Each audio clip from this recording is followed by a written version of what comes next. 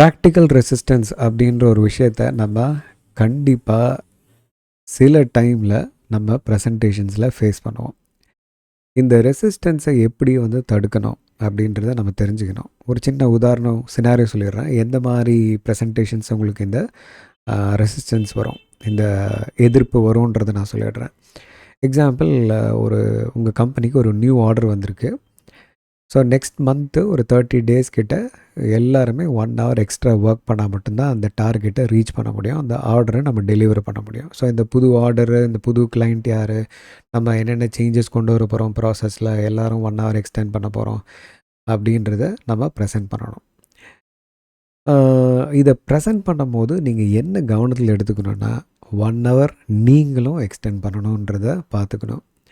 நீங்கள் ப்ரெசென்ட் பண்ணிவிட்டு நீங்கள் டைமுக்கு கிளம்ப போகிறீங்க அப்படின்னா then it will not look good and it will not do good. So தயவு செஞ்சு இந்த மாதிரி ப்ரெசன்டேஷன்ஸ் கொண்டு வரும்போது நீங்கள் ஃபஸ்ட்டு அதை பண்ணுறீங்களா, நீங்களும் அதில் ஒரு பார்ட்டாக இருக்க போகிறீங்களான்னு பார்த்துங்க. இல்லைனா அந்த மாதிரி ப்ரெசன்டேஷன்ஸை எடுத்துக்காமல் இருக்கிறது பெட்டர். எக்ஸாம்பிள் சேலரிஸ் நம்ம எல்லோரும் கம்மியாக வாங்கிக்கணுன்னா நீங்கள் ஃபஸ்ட்டு உங்கள் சேலரியை கம்மியாக வாங்கிக்க போகிறீங்களான்றத சொல்லணும். அதுக்கப்புறமா உங்கள் ப்ரெசன்டேஷனில் எதுக்காக சேலரி கம்மியாக வாங்கிக்கணும், ஏன் அடுத்தவங்களை நீங்கள் ரிக்வெஸ்ட் பண்ணுறீங்கன்றதை நீங்கள் சொல்கிறதுக்கான முழு எலிஜிபிலிட்டி உங்களுக்கு இருக்குது. இல்லைனா you are not eligible to do it, right? So முதல்ல as a leader you have to show that you are also one among them, you are also going to be part of it. So தயவு செஞ்சு இந்த மாதிரி presentations வரும்போது நீங்கள் அதை first பண்ணுறீங்களான்றதை பார்த்துட்டு then you request others to do it.